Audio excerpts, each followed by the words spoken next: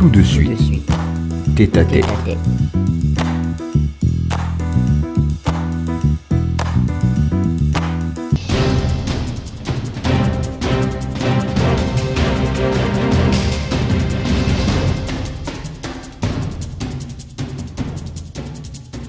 Bonsoir à tous, bonsoir chers internautes de Alpha Télévision. Il est exactement 20 h. Notre rendez-vous de tête à tête habituel. Aujourd'hui, nous recevons une femme remarquable, l'honorable PPC Ogulungende, avec qui nous allons parler de 2025. C'est maintenant ou jamais pour le Gabon. Nous savons que notre pays traverse une phase très sensible et le plateau de tête à tête offre aux hommes politiques ainsi que des femmes afin de s'exprimer et nous partager leurs pensées. Bonsoir, honorable. Bonsoir. Comment allez-vous? Très bien, merci. Toujours aussi belle. Merci pour le compliment. Alors nous, aujourd'hui, nous allons parler avec vous de 2025. C'est maintenant ou jamais pour le Gabon. Comme entrée de jeu, depuis quelques semaines, vous êtes présente à plusieurs activités attrait aux femmes. Pourquoi menez-vous un tel combat? Je voudrais déjà vous remercier et souhaiter les vœux les meilleurs aux internautes pour 2025. Il faut savoir que les femmes sont présentes depuis le début de la transition. Nous avons commencé nos premières activités le 2 septembre 2023. Tout simplement parce que lorsqu'il y a eu une transition, nous avons en matière des droits des femmes, soit ces droits sont totalement restreints, soit c'est une opportunité pour faire passer des réformes qui permettront justement aux femmes de gagner, parce que la transition, c'est une période des réformes et nous avions pensé qu'il fallait mener des plaidoyers avec les différentes plateformes des femmes pour capitaliser d'abord les acquis et surtout le travail qui est le nôtre. Nous avons la résolution 1325 sur les femmes, la paix et la sécurité du Conseil de sécurité des Nations Unies de l'an 2000. Nous avons la CEDEF et surtout cette résolution exige que les femmes soient impliquées dans les processus de paix, les processus de transition. Et la paix est toujours la base vraiment de la réussite de cette transition. Et c'est à cet effet que les femmes ne pouvaient pas avoir mieux pour parler de leurs attentes, de leur quotidien, qu'elles se sont levées. Donc moi, je ne suis que la porte-parole, si je peux dire, et avec d'autres femmes pour, alors qu'on s'achemine vers la fin de cette transition, pour magnifier ce qu'on a pu avoir comme acquis et surtout continuer la veille pour que ce qui a été mentionné dans les textes soit véritablement une réalité dans le quotidien de la femme. Okay. Alors, peut-on définir l'honorable comme la défenseuse des questions du genre? Oui, une des défenseuses, voilà. Et il faut savoir que quand je me suis engagée dans la société civile, je suis dans la société civile depuis plus d'une trentaine d'années. J'étais étudiante, j'étais l'une des femmes présentes dans la mutuelle. J'ai toujours été intéressée par la défense des droits, la défense de la justice sociale. Et la première organisation créée, qui est l'ONG Malachi, depuis plus d'une vingtaine d'années, avait pour objectif d'abord de lutter contre la pauvreté. Et en allant sur le terrain, on s'est rendu compte que les 3/4 des pauvres étaient des femmes et que si on arrivait à trouver une solution pour la cause de la femme, si les femmes pouvaient avoir accès aux droits qui leur sont dévolus par les conventions internationales ratifiées par le Gabon, nous aurons déjà résolu la moitié des problèmes de la nation. Et c'est ainsi que je me suis engagée avec d'autres femmes leaders et nous prenons le relais. Il faut savoir que nous avons des aînés qui ont commencé ce combat. On a l'ancienne Madame Rogombe, Madame Debitege, mesdames. En tout cas, il y a des pionnières et on nous dit même que déjà dans les années 60, nous avions les premières députées, notamment Madame Tsono. Donc, c'est pour dire que nous sommes là pour perpétuer les acquis, mais nous projeter aussi vers l'avenir. Nous avons les objectifs de développement durable, nous avons l'agenda 2063 de l'Union africaine, nous avions notre plan décennal d'autonomisation de la femme gabonaise et moi, je fais partie des femmes qui ont contribué qui ont participé à la consultation nationale où nous avons été sur l'ensemble du territoire pour écouter les femmes. Et je me sens dans l'obligation de jouer ma partition pour que ce qui avait été donné comme engagement, tout ce qu'on avait recueilli comme attente, de ne pas baisser les bras, mais de continuer à le rappeler aux gouvernants et à accompagner également les femmes, parce qu'il s'agit aussi de l'engagement des femmes elles-mêmes pour pouvoir entrer en jouissance de leurs droits. Alors nous voyons très bien que vous jouez très bien votre partition. Je vous remercie pour les encouragements. Alors Honora, vous êtes à la tête d'une structure féminine. De quoi s'agit-il? Je suis à la tête de plusieurs organisations, plusieurs réseaux. Si on veut parler de Challenge Démocratie au féminin, c'est l'une des plateformes que nous avons créées en 2022 parce que nous avions constaté que les femmes n'étaient pas suffisamment présentes dans les sphères décisionnelles et que la politique était un des moyens vraiment les plus appropriés pour intégrer ces sphères décisionnelles, notamment au niveau du Parlement et au niveau de tout ce qui est mairie et conseils départementaux. Et avec les femmes politiques, dont nous avons eu des femmes politiques, les femmes de la société civile et des femmes de tous horizons, secteur privé, pour voir comment nous pouvions susciter davantage de candidatures féminines et comment accompagner ces candidatures féminines. Et c'est comme ça que cette plateforme a été créée avec l'appui de certains partenaires techniques et financiers et certaines ambassades du Gabon, dont l'ambassade des États-Unis, les Nations Unies, l'OIF, pour former d'abord les femmes et également les accompagner en leur donnant l'information idoine. Et il faut savoir que dans tout ce qui se fait, il y a plusieurs réseaux. Il y a le réseau national des femmes médiatrices de paix. Nous sommes en relation avec des plateformes internationales. Donc nous traduisons aussi ici la mise en œuvre de nos engagements à l'échelle internationale. Alors comment faites-vous pour attirer autant de femmes? Ça montre vraiment, je voudrais rendre hommage à toutes ces femmes. Souvent, il y a une expression qui dit que la femme est l'ennemi de la femme. Dans l'opinion, c'est ce qui se dit. Mais là, à travers ces plateformes, nous arrivons à nous mettre d'accord sur le fait que nous devons mutualiser nos efforts.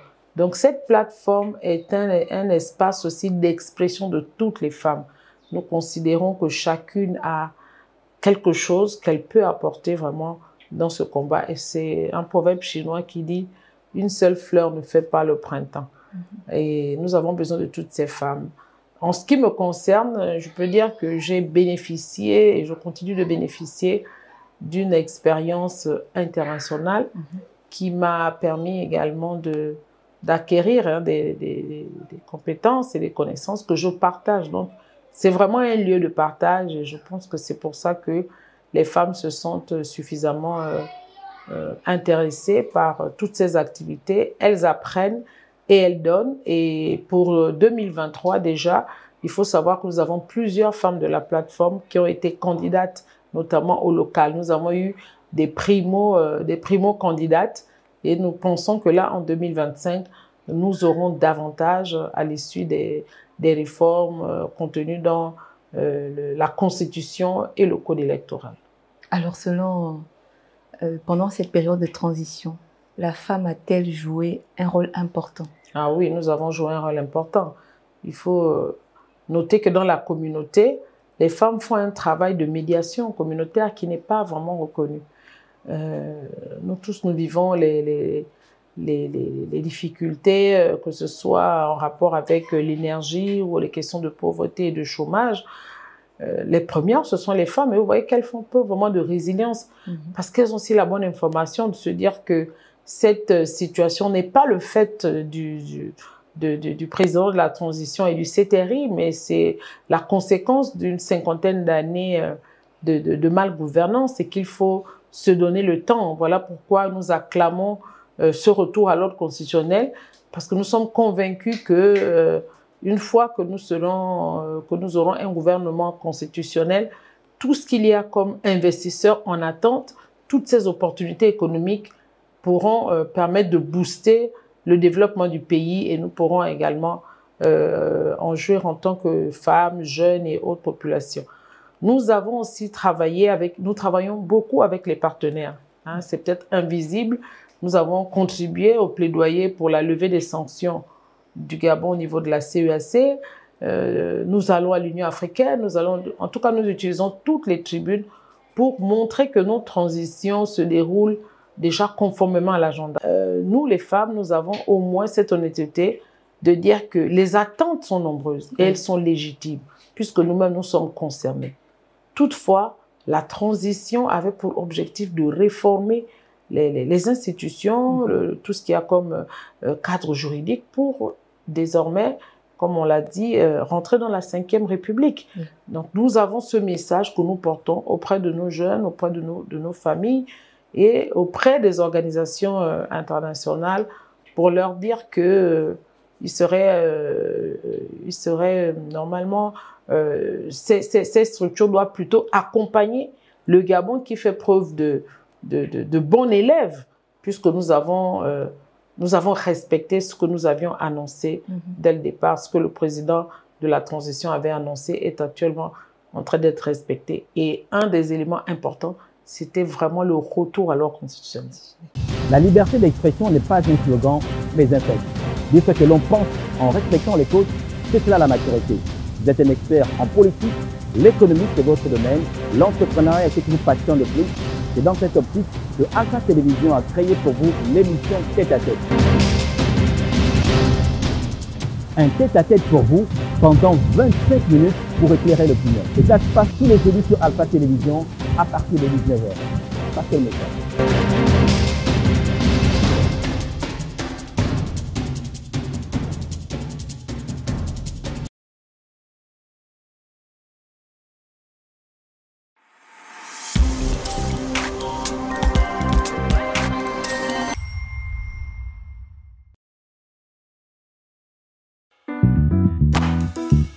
Tout de suite, tête à tête.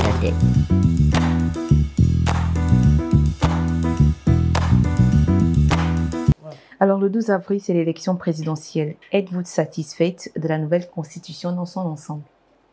Oui, il y a eu de nombreuses avancées.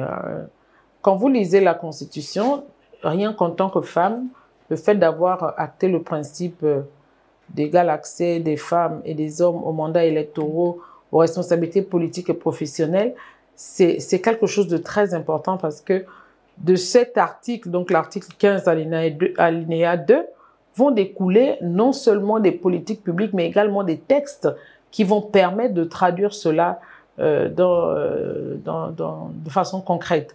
Nous avons aussi la démocratie participative à travers la reconnaissance de la société civile comme un acteur majeur de la démocratie.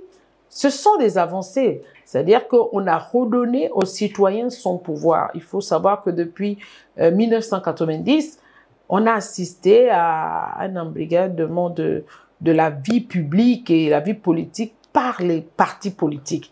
Nous avions majorité opposition jusqu'en 2023. Et là, on nous dit que le citoyen lambda retrouve son pouvoir parce que lui également, il est un acteur. Et ça a été transcrit dans le code électoral. Les candidatures indépendantes ont été bien actées et le quota minimum de 30% des femmes aux élections, notamment dans les listes et tout, ça a été acté. Donc, ce sont des avancées notoires qu'il faut promouvoir au-delà de ce que les uns et les autres peuvent dire. Nous avons la limitation des mandats. Le régime sortant n'a pas voulu ratifier la charte africaine pour la démocratie, les élections et la gouvernance, tout simplement parce qu'il y avait cette limitation de mandat. Nous avons assisté en direct à la déclaration de l'ancien Premier ministre qui avait dit qu'ils n'ont pas l'intention de passer le pouvoir. Ça veut dire que l'alternance était quelque chose peut-être pas d'inimaginable. Et là, dans cette constitution, nous savons que le président qui sera élu démocratiquement aura ses 2 mandats et pourra passer le flambeau au président qui sera élu. Donc, rien que ça, ça permet aux uns et aux autres de se projeter dans l'avenir. Il y a une crainte de la possible candidature du président de la transition. Êtes-vous d'accord avec ça? Une peur. Je ne comprends pas pourquoi il y aurait une peur.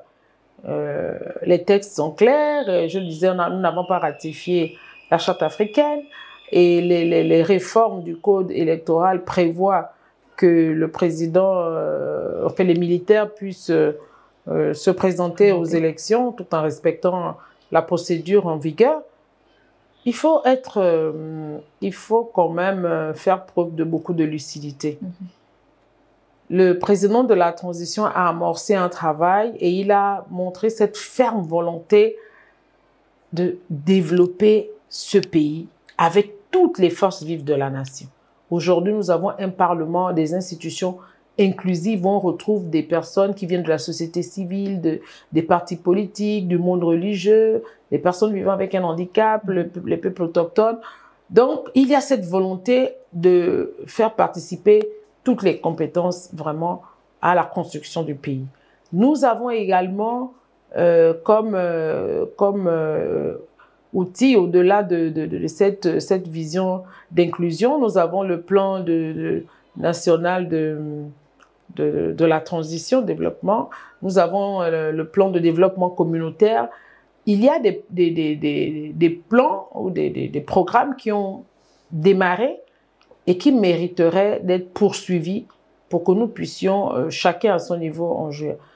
Cette peur, je ne comprends pas très bien pourquoi on parlerait de peur, mais nous sommes en milieu politique et on l'a dit, pour qu'une démocratie soit vivante, il faut que chacun ait la liberté de pouvoir briguer un mandat. Donc, c'est ouvert à tout le monde, mais il ne faut pas tromper ou manipuler l'opinion parce que le président de la transition ayant amorcé un travail, ayant amorcé des chantiers, personnellement, je serais pour qu'il puisse continuer à œuvrer vraiment dans ce sens pour que nous voyons les résultats. Les résultats, il y a eu des lancements, il y a eu des visions, enfin des projets, des programmes.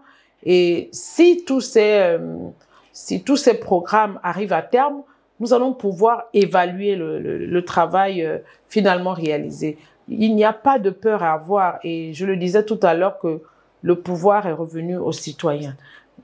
Dans une démocratie participative, l'un des piliers, c'est la participation citoyenne. Ça veut dire que le citoyen aura la possibilité de procéder au contrôle citoyen de l'action publique. Donc, les mécanismes de bonne gouvernance, les mécanismes de transparence qui sont mis en place permettront à chaque citoyen de s'assurer que ce qui a été annoncé, notamment dans le futur projet de société, moi je souhaiterais vraiment, je suis un des soutiens vraiment à la candidature du président de la transition, je souhaiterais vraiment qu'il soit président. Pour avoir été dans la société civile pendant de longues années, jusqu'en 2023, nous sommes restés vraiment frustrés et traumatisés du fait que même lors de la concertation de 2023, on n'a pas voulu associer la société civile et encore pire, les femmes. Mais là, nous nous rendons compte que depuis le 30 août, il y a vraiment cette volonté d'associer la société civile, également de donner aux femmes une place. Nous sommes 25% de femmes à l'Assemblée nationale, contrairement à 15% lors de la législature sortante. Donc, ce sont des signaux. Nous avons 31% des femmes au gouvernement. Nous avons un président qui fait preuve d'écoute active. C'est très important et qui a cette volonté d'associer tout le monde. Et je voudrais vraiment inviter le peuple à ne pas se laisser distraire par des discours certainement populistes, mais surtout d'être vraiment réaliste en disant nous avons commencé un travail et si on accorde le bénéfice du doute au président Brice Clotaire Oligui Nguema, nous sommes sûrs que nous allons poursuivre les réformes et nous allons voir les fruits de toutes ces réformes-là dans les prochains jours. Le président a fait le tour des différents continents pour rencontrer les investisseurs qui n'attendent que ça. Et cette fois-là, je voudrais vraiment la communiquer, comme on le dit dans les Saintes Écritures, autant pour moi, encore un peu de temps. Lorsque le peuple est sorti d'Égypte, Il ne s'est pas retrouvé directement à Canaan. Il a dû passer encore par certaines situations. Et je crois que c'est un peu entre l'Égypte et Canaan. Et je suis convaincue qu'après après la transition, nous allons vraiment être surpris par les résultats, les fruits les changements vraiment concrets à l'issue de toutes ces réformes, et surtout la volonté, l'écoute active. Ça, c'est quelque chose de très important, et un président qui aussi prône pour la proximité.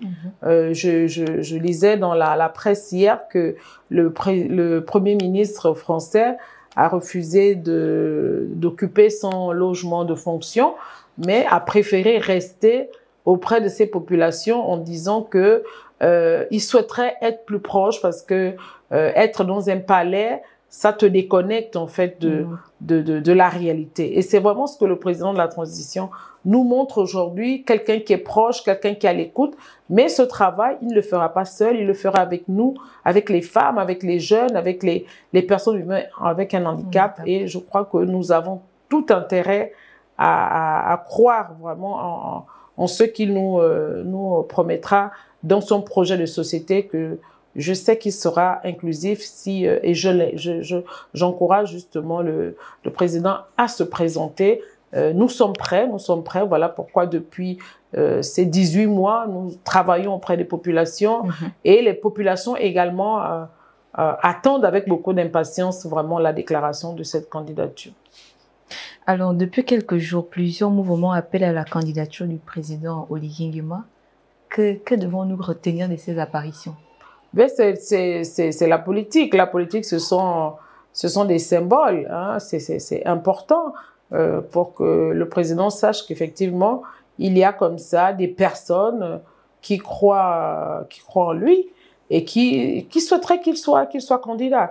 Moi, personnellement, je suis à la tête également d'un mouvement appelé Intelligence collective pour la démocratie participative, créé aussi en 2022, et nous avons eu des listes de candidatures en 2023 au local. Et lorsque le président de la transition, pourquoi? Parce que nous voulions le renouvellement de l'élite. Nous nous étions rendus compte que c'était les mêmes acteurs, et nous avons osé proposer des nouveaux acteurs, hommes, femmes, jeunes. Et quand le coup de libération est arrivé, c'est comme si c'était une prophétie qui se concrétisait, dans le sens où on se rendait compte qu'il y avait cette ouverture et qu'il fallait oser. Et là, en dehors du code, j'ai également intégré le mouvement Oligui Nguema 100%, 100% dans le sens de l'adhésion. L'adhésion, moi je n'ai jamais adhéré à un parti politique de toute ma modeste vie. Je vais bientôt avoir 60 ans, ça veut dire quand même qu'au Gabon, si vous résistez à ne pas intégrer un parti, qu'il soit de l'opposition ou de la majorité, il fallait quand même le faire. C'est pas pour dire que ceux qui étaient n'étaient pas, non, il y a aussi ces personnes ont joué leur partition.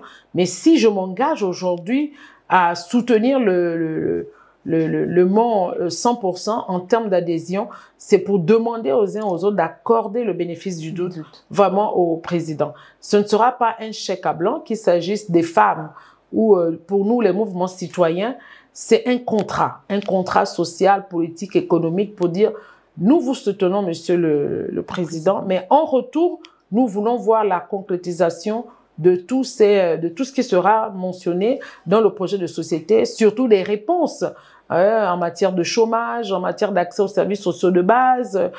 Nous allons faire vraiment ce suivi, ce monitoring. Dans les années passées, on s'était bien rendu compte que les projets de société ne valaient que le moment où on venait les lire. Vous savez que c'est vraiment avec beaucoup de tristesse au moment que j'en parle. J'avais participé à certaines rencontres à l'époque, étant dans l'administration, à la présentation du plan stratégique Gabon émergent. Vraiment, ce plan était bien structuré et pouvait permettre au Gabon de faire un pas de géant. Mais qu'est-ce qui s'est passé? Pourquoi on a décidé d'une vision et dans les faits, on faisait le contraire? Et on n'a pas pu atteindre vraiment les objectifs. Publicité. Publicité.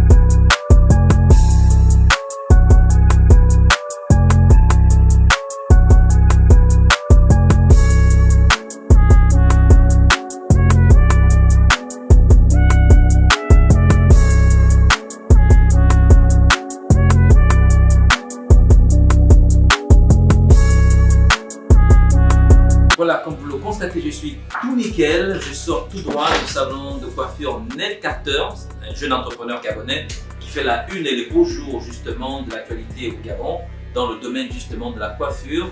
Nous sommes situés juste du côté de Damas, derrière la SEG. Venez, vous ne serez pas dessus, vous sortirez tous rayonnants.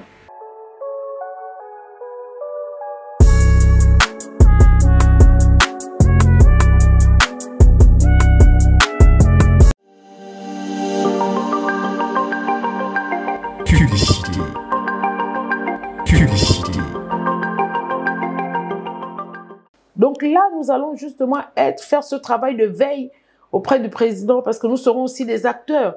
Nous, dans la société civile, nous n'avons pas attendu les financements pour apporter notre contribution. Mais voilà, parmi les attentes également, nous souhaiterions que la société civile soit désormais financée au niveau du Gabon. Parce que ce que la société civile fait, c'est également un maillon du développement. Nous travaillons auprès des populations de base. Il y a des milliers d'organisations qui travaillent auprès de ces personnes-là. Bien sûr, en synergie avec l'administration, mais nous pensons qu'il faudrait que la société civile soit financée. Les femmes, l'autonomisation économique des femmes. Nous avons eu également des recommandations au dialogue national inclusif et nous attendons la mise en œuvre de tout cela. Donc, nous allons être non seulement des outils de veille pour nous assurer que nous sommes sur la bonne trajectoire, nous serons également des acteurs de mise en œuvre, quel que soit le positionnement. On a une conception aujourd'hui de la gouvernance en se disant pour apporter sa contribution, il faut être soit au gouvernement ou alors dans l'administration au Parlement. Non.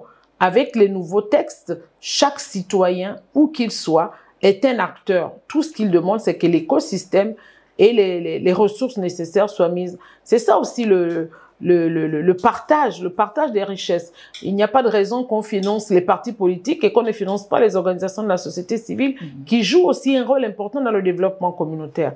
Donc, c'est pour dire aux uns et aux autres que mon 100%, c'est vraiment l'adhésion à une vision inclusive et un président qui fait preuve et qui fera davantage preuve d'écoute active par rapport aux attentes. Et nous allons travailler aussi pour structurer la contribution des citoyens.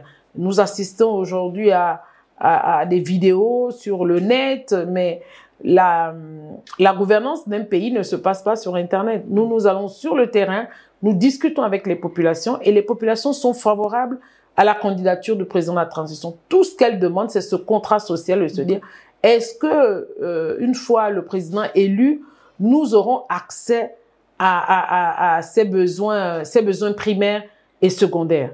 Et nous pensons que nous allons jouer justement ce rôle de veille pour nous assurer que parmi les priorités des priorités, et je crois que le président de la transition l'a dit dernièrement au sommet de l'énergie, qu'une fois sorti vraiment de la transition, voici les chantiers prioritaires. L'opinion également est en train d'être manipulée en faisant croire que c'était durant la transition qu'on aurait pu apporter des solutions durables. Ce n'est pas possible. La transition avait pour objectif de mettre en place le nouveau cadre qui va permettre la gestion future du pays. Et ça a été fait. Elle devait être limitée dans le temps. Nous, la société civile, nous avions parlé de 6 à 18 mois. Certaines représentations diplomatiques avaient même parlé d'1 an parce que ce sont les bonnes pratiques à l'échelle internationale. Et nous y sommes au 18e mois, donc les élections vont se passer dans 2 mois et tout. Et nous y sommes. Donc nous allons jouer ce rôle de veille. Ce n'est pas un chèque à blanc, ça il faut que les populations le sachent et le président également. Mais nous lui accordons le bénéfice du doute parce que nous avons déjà vu les prémices vraiment de cette volonté de transformer le pays. Et cette transformation se fera avec chacun de nous. Nous avons là la possibilité de jouer un rôle important dans la construction de notre pays avec le président Brice Clotaire Oligui Nguema. Alors, Gabon Émergence n'a pas vu le jour, comme vous l'avez dit tout à l'heure. Peut-on incriminer le président déchu ou son entourage? Les deux, parce que vous voyez, le leader porte la vision. Et le leader doit s'assurer que je suis à la tête de plusieurs organisations. Je vais prendre par exemple l'ONG Malachi créée il y a une vingtaine d'années, près d'une vingtaine d'années. Bon, si cette organisation continue d'être active jusqu'aujourd'hui, c'est parce que je veille. Je veille à ce que les engagements que nous avions pris pour lutter contre la pauvreté, dans la question du genre, vous voyez, je porte ces questions. Parfois, les gens ne savent pas pourquoi, mais c'est un engagement pris. Lorsque nous avons créé l'ONG Malachi, nous avions des axes prioritaires. Et jusqu'aujourd'hui, j'ai partagé cette vision avec les membres de l'ONG Malachi à qui je rends hommage. Et chacun de nous, à son niveau, veille à ce que nous puissions atteindre vraiment les objectifs. Donc, je ne sais pas ce qui s'est passé également pour que le président fasse preuve de cécité au point de ne pas se rendre compte que, bon, on promet des universités, on promet ceci, on promet cela, et ça ne se réalise pas. Vous voyez, les collaborateurs également qui ont joué vraiment un très mauvais rôle, et ça, ce sera l'un des chantiers les plus importants de changer la mentalité, d'avoir le type de Gabonais qui serait compatible avec la nouvelle vision. Le Gabon est l'un des rares pays qui n'a pas de programme en matière de leadership, en matière de gouvernance, en matière de citoyenneté, Ce n'est pas que pour les élèves, c'est pour tous les Gabonais, pour que chacun sache ce qu'il doit faire, comment il doit le faire. Donc, c'est un pilier important et moi, je voyage énormément et je suis souvent surprise lorsque je vais dans des grandes nations.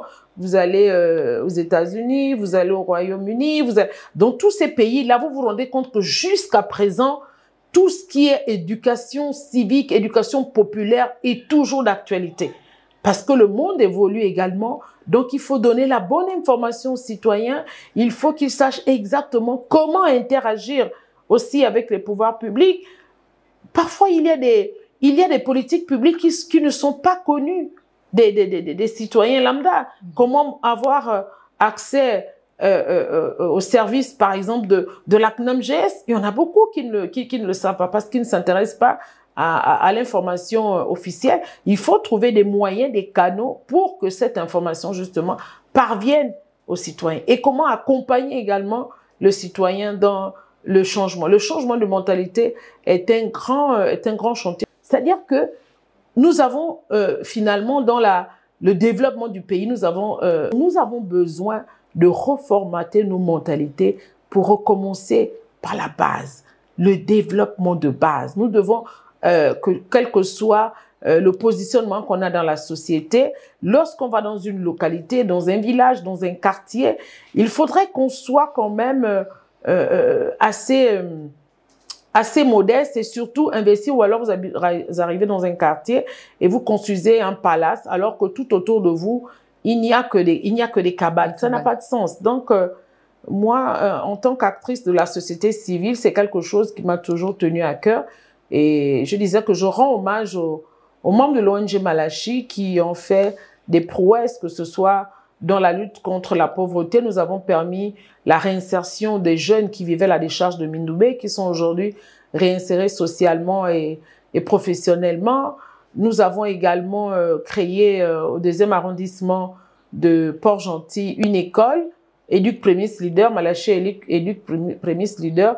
Et dans cet établissement, on scolarise gratuitement près de 200 enfants, dont les 3/4 sont des orphelins, des enfants issus des familles en détresse. Et nous allons dans les familles récupérer ces enfants. Les parents n'ont même pas conscience que c'est par l'éducation que les enfants pourront changer vraiment de condition. Donc nous avons vraiment des défis, celui d'abord du développement humain.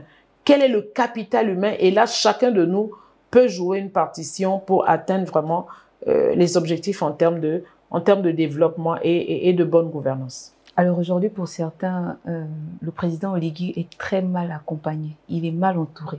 Selon vous, ces propos? Mal entouré, je ne pense pas. Vous savez, lorsque vous lisez le livre d'Abraham Lincoln, qui est reconnu comme un des présidents vraiment les plus aimés des États-Unis, vous vous rendrez compte également que dans sa gouvernance, il savait qu'il y avait des collaborateurs qui ne faisaient pas en réalité ce qu'il attendait. Et c'est là que le leader doit être visionnaire, le leader doit avoir le discernement. Les chrétiens connaissent le livre de Néhémie. Dans Néhémie, alors qu'il avait pris la décision de reconstruire la muraille, mais il y avait des opposants internes et externes. Donc, c'est la vie humaine. Même Jésus a eu Judas avec lui. Je pense que ce qui serait bien, et là je vais prendre encore l'exemple d'un autre président, Benjamin Franklin. Qu'est-ce que Benjamin Franklin a fait? Il a créé, en fait, il ne s'est pas contenté que d'être président de la République. Il a eu des inventions en tant que citoyen. Et c'est là que la vision la gouvernance du président actuel pourrait être vraiment une réussite, parce qu'il ne se contente pas que de ses collaborateurs. Il a aussi il doit développer d'autres canaux qui permettront également l'atteinte des objectifs. Et je parlais tout à l'heure des mécanismes. Nous allons sortir de la transition, et avec les mécanismes qui existent en matière de bonne gouvernance et de transparence, mais les collaborateurs qui seront impliqués dans des actions de corruption seront tout simplement dénoncés par les citoyens. Et les citoyens saisiront les structures concernées pour qu'ils soient sanctionnés. Donc ce n'est pas une crainte, et je crois que le président a bien compris que la construction du pays passe par la mise à contribution de tous les Gabonais, où qu'ils soient. Où qu'ils soient, il y en a qui auront des mandats, que tu sois député ou membre du gouvernement, mais vous n'avez pas l'exclusivité de la gouvernance. Et vous savez, dans la bonne gouvernance, on ne pense qu'à la corruption. Non, la bonne gouvernance, c'est aussi la participation citoyenne. C'est de permettre à tout le monde de pouvoir contribuer. Donc, la gestion d'un pays n'est pas l'exclusivité des gouvernants. Non, pas du tout. On permet justement aux citoyens lambda de pouvoir contribuer à sa manière, et on lui donne les moyens pour qu'il puisse exercer vraiment ce droit et ce devoir. Donc, les citoyens, étant bien outillés, bien informés, pourront dénoncer, pourront jouer leur partition, notamment en matière également de consultation. Les politiques publiques, désormais, seront élaborées avec le concours également des citoyens. Les priorités, normalement, doivent émaner des citoyens. Et j'ai vu que il y a eu une équipe de télévision, et en ce moment, il y a aussi un travail de suivi des projets qui ont été lancés par le chef de l'État. Donc, le renforcement également du contrôle permettra de déceler ou de découvrir ceux-là qui ne seraient pas en conformité avec la vision édictée par les plus hautes autorités. Honorable Pépessi, lors de la sortie des 4 hommes politiques, je vais taire les noms, vous avez pris position contre, et vous étiez très remonté. Pourquoi? Parce que depuis 1990, on a eu affaire à certains acteurs politiques qui se sont souvent illustrés par de tels comportements. Et nous sommes en 2025, c'est toujours la même chose. Le président aujourd'hui appelle à un renouvellement de l'élite. Et c'était vraiment le message de dire aux Gabonais de ne plus se laisser duper par les enchanteurs, mais que chacun puisse vraiment s'engager dans le futur du pays, puisse s'engager pour la construction du futur Gabon. Que c'est comme on dit à l'église, le ciel, il est ouvert en fait, il est ouvert, et je prends souvent l'image du parachute. Donc lorsque vous êtes parachutiste et que vous sortez de l'avion et que votre parachute s'ouvre, vous êtes sûr qu'effectivement, vous allez forcément atterrir quelque part. Donc c'est vraiment dans cet état d'esprit que j'ai eu cette réaction, pour dire aux uns et aux autres de ne plus se laisser duper par certains enchanteurs, mais surtout de se dire qu'ils peuvent eux également être des acteurs, et surtout que pour certains d'entre eux, ce sont des personnes qui ont joué un rôle important dans la gouvernance sortante. Donc qu'est-ce qu'ils pourraient apporter de plus alors qu'ils étaient aux commandes des manettes, et tout le monde aux commandes justement du pays. Et beaucoup de personnes ont eu à interagir avec ces personnes. Moi, personnellement, j'en ai rencontré certains et je peux vous dire que j'ai une très mauvaise opinion de ces gens-là. Et pour le professeur, je pense que c'était vraiment maladroit de s'associer à des personnes qui ont été décriées et dont les résultats démontrent qu'ils n'ont jamais aimé ce pays. Ils en ont profité pour se remplir les poches. Et puis, à un certain âge, je pense que, comme je le disais, on peut jouer une partition dans cette nation. Dans d'autres pays, il existe des sages, il existe des référents, il existe des mentors. Et ça ne vous enlève pas cette expertise que vous pouvez apporter au pays. Mais venir troubler la conscience des gens en faisant croire qu'ils pourraient être les sauveurs du pays, je pense que c'est du mensonge et c'était vraiment important en tant que leader d'opinion de pouvoir m'exprimer sur cette sortie et demander aux citoyens d'être vraiment vigilants parce que la nouvelle élite, et c'est ce que je dis, c'est désormais avec nous aussi. Et je suis très heureuse de voir que sur l'ensemble du territoire, il y a plusieurs mouvements associatifs. J'étais dernièrement à Port-Gentil, j'ai vu des mouvements tels que « Pourquoi pas nous aussi ?» C'est-à-dire que les populations, les citoyens commencent à prendre conscience que ce n'était pas l'exclusivité d'un certain groupe de personnes ou de certains partis, mais il s'agit du Gabon et que désormais, tout le monde peut oser saisir les opportunités et également oser apporter la contribution. Mais comme il y a forcément un leader à choisir, moi personnellement, avec ceux qui sont avec moi et mon 100%, nous choisirons le président Oligui Nguema parce que nous pensons que pour le moment, c'est la personne vraiment indiquée qui nous permettra d'atteindre vraiment les objectifs prioritaires vraiment pour ce pays-là et nous attendons ce projet de société et surtout cette candidature avec impatience. Alors, honorable, depuis un temps, vous travaillez avec Alpha TV et on aimerait avoir votre approbation par rapport au travail qui est fait. C'est un enfant qui a presque 4 mois et nous voulons savoir qu'est-ce que vous pensez d'Alpha.